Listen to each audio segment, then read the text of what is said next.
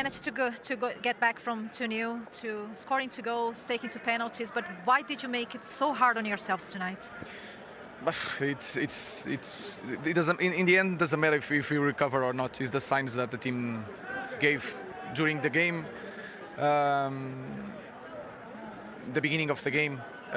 So I know that the best team won, the only team that was on the pitch. The best players lose because one team can win against any group of players, and I think that the team and the players spoke really loud today. So that's it, and we lost. The best team won. The team and the players spoke really loud. What do you mean by that? Could you? Yeah, I think it's really clear what they spoke. So let's move on from this day, and I think was really clear for everybody what happened today. You spoke about bad signs. Let's break them through a little bit. Defensively, why do you think they had so much space, especially in the first half?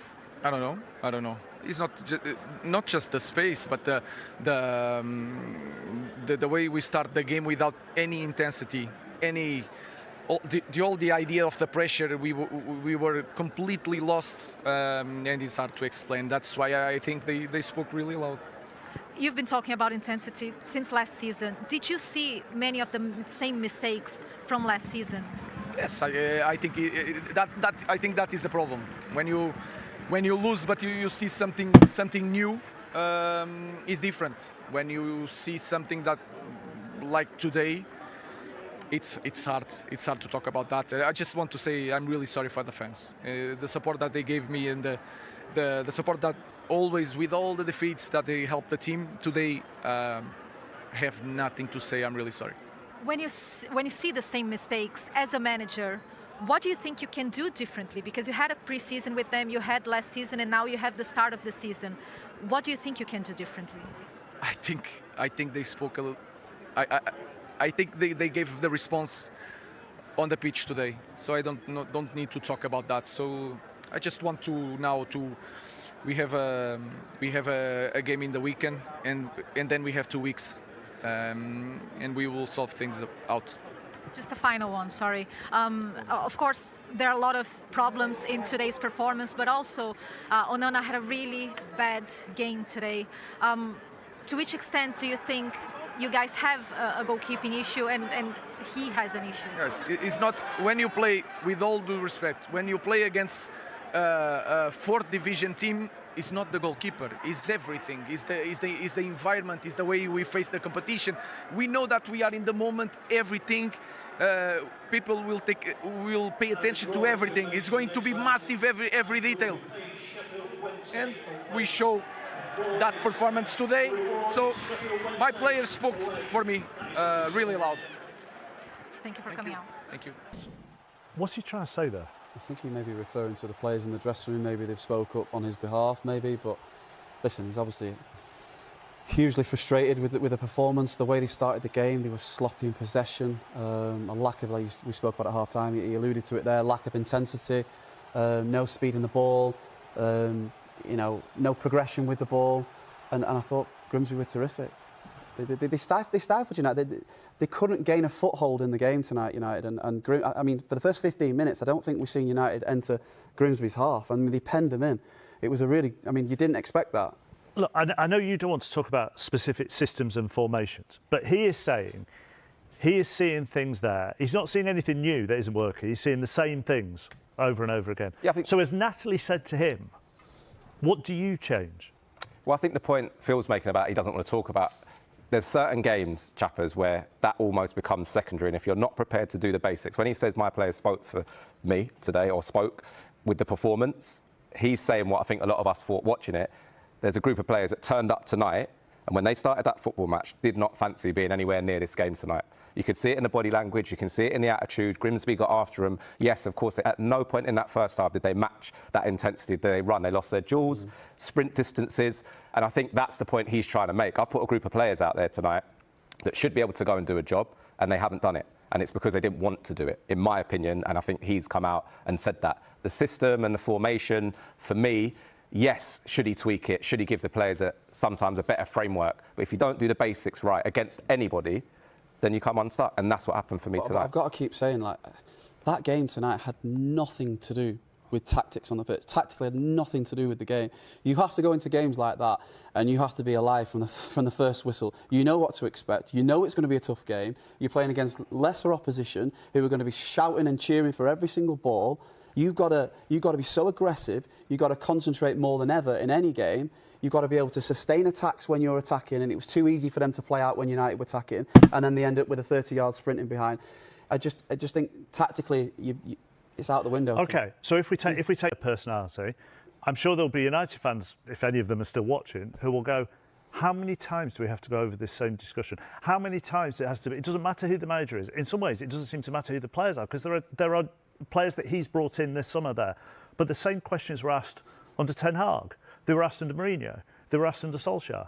Right? You were probably part of some of the squads. No, but where you would have been, because those questions were asked about the character. So players come and go, managers come and go, and yet this question of culture and character hangs over this football club. How? Yeah, look, there's no getting away from it. There's no doubt in my mind that any player walks onto that pitch tonight and wants to put a performance in like that and play that way. I won't have that. But it just wasn't good enough. All over the pitch, they lost so many duels. Even for I think it was the first goal, Ugarte and Ahmad got caught in between a duel. One of them should have at least stopped the counter-attack by a cute little foul. The goals they conceded were so basic, and they just weren't at the races all over the pitch. Maybe on 75 minutes they gathered a bit of momentum, but I think that was because Grimsby tired. They got deeper and deeper, and we did call it during the show that, you know, if United get one here, they might get a second one straight away. Well, you called, though, that it would come from Maguire, which it did. And I know Mbeumo scored, but they still had £200 million worth of new attackers on there, but it came from Harry Maguire. Yeah, listen, he's a massive threat on set pieces in both boxes. And any time in a game like that where you need a goal and you get a corner or a set piece, he might have scored one against Fulham the other day when he came on as well. So he's a huge threat. But listen, they shouldn't have been anywhere near penalties, really. I think Grimsby should have been 3-0 up early in the second half, but just it wasn't good enough. The other interesting thing he said towards the end was, we've got a game on Saturday, we've got Burnley on Saturday, and then we've got an international break where we will sort it out. But the sort it out is the bit I'm not quite sure where he goes with that. One, a lot of the players will be away anyway for international break. But what do? You can't get rid of. I mean, there's players there that have played so far this season.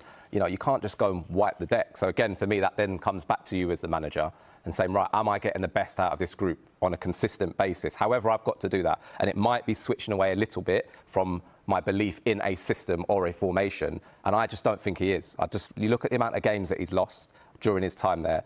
Week in, week out, they are not getting the level of performance that they should be out of that. Yes, there's underperformance. Yes, there's a culture that needs a bit of a shift, but he is not getting the best out of that group. It's a bit harsh, this, because I'm probably asking you to try and interpret what he thinks. But do you think he thinks that if he switches, that's a sign of weakness? Yeah, absolutely. Anybody who's that, set on a system and formation, which is absolutely fine. That's what he was brought in to do and implement. Anybody who changes now is going to be seen as a sign of weakness for sure. I think the players, honestly, now would crave that. If it gives them a better chance to go and win a game of football, for me, I think they would embrace that. And if you were in that squad, would you knock on his door and go? 100%. I've been in squads, where you're going between the senior pros, right, we need to go and have a chat with the gaffer in what will give us the best way to go and win a football match. And for me, that's the next step. Are the characters in there now? That's the thing I would ask. Yeah, I've always said that whenever I played in a back three, if you're an outside of the centre half, I've said it so many times that if you don't get the press right and you go 5-6 seconds late, it has a knock-on effect all over the pitch, and then you end up getting there late, and all of a sudden, in 2 or 3 passes, you are so disjointed all over the pitch. And it's what you've seen in the first half. So many little corner runs down the side, 2v1. They should have scored straight after the second half kicked off. That should have been 3-0. I just felt they were so disjointed. And it's unfortunate because I watched the Arsenal game and I thought they were really good. In possession, out of possession, I thought you could see an improvement from last season. Guaranteed. Fulham first 30 minutes, I thought they were really good. Attacked with intent. Could have been 2 or 3-0 up inside the first 15 minutes. But tonight we didn't see that tonight. Who the f*** Crazy now! Good job of goalkeepers, ready now? Unnecessary. I just love the game of football. This is what I live for. Oh, they didn't do it. He was doing the robot. He was like this. He was doing all They this. didn't get a good enough angle, did they? Exactly. They had, yeah. I know how to hide behind players like some Man Do the United robot players. now. I'm not doing it. I'm not entertaining. No. It was better than Peter Crouch. Listen, we did it. Pick a cup set. I picked this game. Some people thought I was crazy. A few people working this building, big Man United fans, called me a bit lunatic, but who's laughing now? And you know what the even funnier thing is? Grella said there's no chance today. It's going to be a training exercise for Manchester United. Do you know what as well, Poppy? I mean, who thought? Grella said it yesterday as well about his Leeds. There's no chance. Leeds are going to walk past Sheffield Wednesday again. Two in a row. Plus 1,900 going into this. Wow, you could have made some money. You love a bit of a good bookie's odds. Plus 1,900, that's big. Onana, Tony, let's talk about him, the goalkeeper union. Obviously, it was a bit of a mixed bag, wasn't it, in moments? Because he scored his penalty at the end, Well, but he I also... hope that's not how we're going to judge him in the end. But yeah, you go with the mess. This one's a tough. I think this was the first penalty kick, right? This is that one's when it's behind you like that and it's wet. It's one thing. This is the one here. This was penalty kick number 13, right? After this is Mbeumo's miss, but this is the one for me that he has to make a play on, and he knows it. I think if he goes with one hand instead of two, he has a better chance. I understand two because it's wet, but at some point in 13 penalty kicks, right? Yeah. You got to make more than one save. It's Padre Pio angle. He's got a hole in his glove. It's going right through his hands. This is what you call wet gloves from yesterday. That is wet gloves. He said Ethan Horvath had wet. No, his gloves were dry. These were wet today. His penalty he took, though, was pretty good. Yeah, I know, but he's not really getting paid to put the ball in the back of the net. He's getting paid I want to play keep for you one day. You're Tony, like you goalkeeper at the highest level. So tell me, when you watch him, do you see a lack of confidence and belief in him? How do you know when a goalkeeper doesn't have any confidence? Look, I look at this team. You can say Onana, right? This is your starting goalkeeper all last year. Okay, had some issues, but you're putting Bayendir in, and you're killing his confidence. For me, Bayendir is not a goalkeeper for Manchester United. You mentioned Ben Sesko. I thought match day one, you put a guy like that in because you have the biggest excuse. You can say, okay, hasn't bedded into the team yet, I got to get him. But no, he's killed his confidence already too. You can go down the line, right? You mentioned today, we're having a conversation about Bruno Fernandes, who actually I thought came in second half and made a little bit of a difference. Yeah. We're having a conversation about Bruno Fernandes and Kobe Mainoo, and those two guys competing for each other. Like, now you're killing one by one, you're killing the confidence of the players. For me, that is so important for a manager. Well, Vitally important. He said that, and funny enough, that he made another statement now saying, I'm a big Mainoo fan, I don't want people to get it mistaken. And again, I'm thinking to yourself, you're a Manchester United manager. You shouldn't be making these simple mistakes to the media. Certain things you keep to yourself, but you said it out there. It's going to get back to the players. And now the player's sitting there thinking, wait, I'm in competition for Bruno Fernandes. That's the club captain. So he knows already, I'm not going to win that. Why am I going to want to stay at Man United? And then now you have to take it back. It's Bruno, on the other hand, thinking, I've been the lone bright spark for this team for so many months now, and for if not the entirety of I don't think Fernandes gets it either. Yeah, he's a good player and he performs well and he has big moments in the team for sure. But I don't think he gets it either because he shoots the penalty, right? It's a casual penalty, very good penalty. He scores it and he's giving it all, like he's giving it this look like easy for me, you know. Very arrogant. Very arrogant. He's not thinking. He's not thinking about the situation that the club is in at that moment in time. He's thinking about, oh, I'm a great player. I'm a technical player. It shows you that how much he doesn't understand. I think what lack of awareness of what the room is, you know. And then he did it again because the penalties went around and he scored again and he was like doing it. You're away from home at Grimsby. You're about to lose a match. You're about to make history for all the wrong reasons. You're being taken to penalties by a You need to be more like, hey, let's go, boys. Come on, doing what you can to win. It's not about you in that moment. I just want to go back to Onana because that's how we started the segment. Can you imagine being Beppe Morata, who's the CEO or the guy who buys the players at the sporting director at Inter, when they called you and said, hey, we want Onana for 70 million? I'd be like, put everything down. Get him over there. Can we get him on there? I'd put him in a slingshot and slingshot him over there. I'll take 65. You can have him. And you know, now he's there. He was good in Champions League that year. He was great. But now, again, you didn't need to pay that much for Onana. I think that was totally unnecessary. So that's where really the root of this stuff comes. It's really bad business for a lot of these players. 99 million for Sesko. How much did they pay for Højlund? There's always going to be, but to be fair, Grella, there's always going to be a premium when Manchester United come knocking. Anyone knows, you're a businessman. you love money. If you owned a 229 football this club season. and Manchester United came in for one of your players, you're not going to do them any favours. So that's just the reality. The problem in question is the recruiting of the players. That's been the problem with the ones that they've gone to go and buy. That's been the biggest problem. But what do you do with this group now? There's nothing. Right? You have to find a manager to motivate them. But you've given Amorim, because he says he wants to play in this system, right? Okay, you want to play in this system, so you got to give him the players. So now you let him, what was the number, 229 okay. for 4 players. Just this summer, By the way, attackers. you just gave him over $200 million to build a team the way he wants to build it. Now you're going to go change, because not a lot of people play like this. Like I know, but that's like living at my house with my wife. But Tony, this is like the renovations we do every day. The next biggest thing Man United have to do is pick the right manager. You have to find a manager that is able to adjust and adapt and use that squad and get the best out of it. I already kind of put my name out there who I think could actually do it and get the best out of these players, because it's a good attacking lineup. Defensively, they're still questionable. The back three thing doesn't work. The wing backs doesn't work. You have to find a manager and say, right, this is what we're going to play. We're going to start getting results. We're going to start getting confidence and believe in you, because there's a lot of players that I feel have lost confidence now with Ruben Amorim. Regardless of his messaging he's putting out there, the eyes don't lie. I can see what these players are doing on the pitch. And for me, it's just not there. And we talk about the players that they spent. Where was Cunha today? Oof. Where was Cunha today? At way to Grimsby Town, the money you play for, and he's a talented player. But I saw nothing of him today as well. So we're talking about all of these talented players, essentially, Poppy, right, that aren't living up to expectation.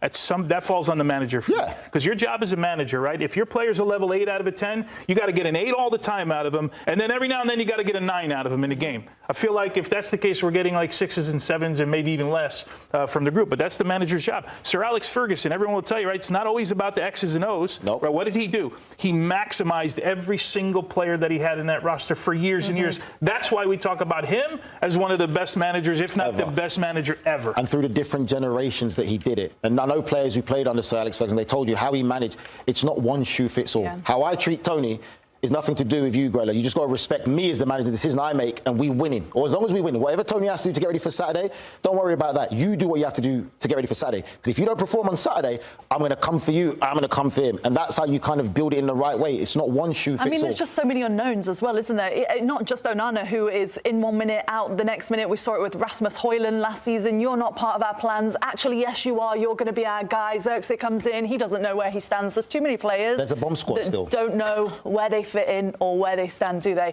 with this Manchester United team. We did see, though, a funny moment coming into today after we saw all the upsets yesterday. You've been pecked by the chickens, Nige, didn't we? After, was it Bradford? Bradford City. Bradford City. Well, today, Grimsby You've been slapped by the fish.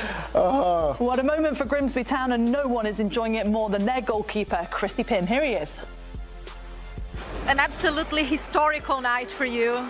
How are you processing the fact that you just beat one of the biggest clubs in the world? Yeah, it's not sunk in yet. I'm half human a little bit. Are you? Yeah, I am, yeah. So, nights like this, what you play football for, so yeah, beautiful.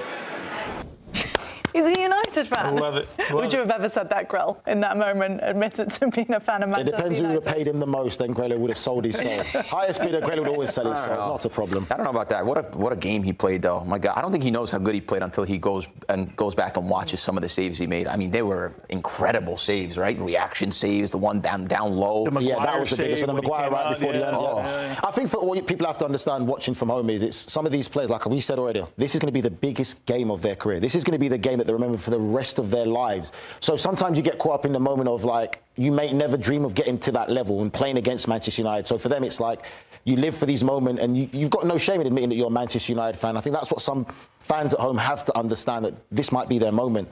So credit to him, but he had a fantastic game. Fantastic game. Can you imagine Ruben Amorim? He wants to build with 3, right? He wants to play with those wing backs, and these guys are trying to work on this, and they're all like, and he's on the sideline and he's moving magnets around. And Grimsby Town just went out and went bang, bang, bang, and kicked them and tackled them.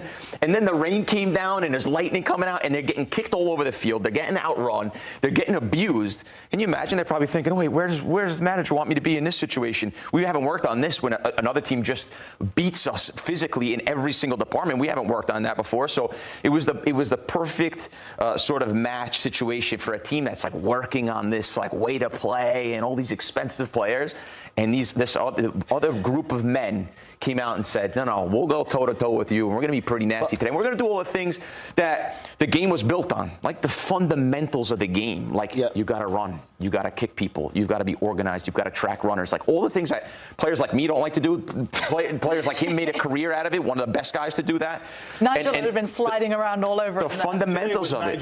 Today was the rain, you were going crazy today. I hope you know I could play a bit, you know. Tackling was my strong point, but I could bop it around. That's what I'm saying. That's what I'm saying. You would have loved a rainy night, though, wouldn't you? I would have loved that night. Oh, when the rain starts coming and everything, just you could time a tackle and just use the momentum and just slid over the grass. Yeah, you could time it properly, still win the ball and leave a little bit. Even the way, it's funny to say this because he's on TV right now, but the way he communicates, even in the build, like you could see the way he watches a game. He's literally sometimes he's talking to the screen as if he's still playing, and it's interesting because I don't think Man United have that guy that say, hey, you come in, hey, you go there, hey, well done on that one, good aerial duel, or whatever, organizing on those.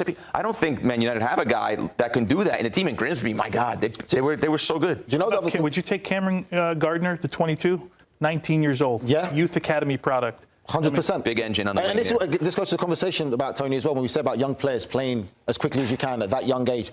You just put yourself in the biggest shop window. How many people around the world will watch that Man United game today and people are going to remember him for how hard he worked and the great game that he had, that now scouts will probably be going to scouting him every single week. This is what it's like about being a young player. Is this a new epitome of a cold, rainy night in Stoke? Is that what they would say in England? What's the saying? Isn't that it? Yeah. The cold, rainy night in Grimsby. In Grimsby, where Manchester United plenty of fish and chips for everyone today. The today. Carabao Cup, that's right. A town known for their fish. I'm sure they'll be having plenty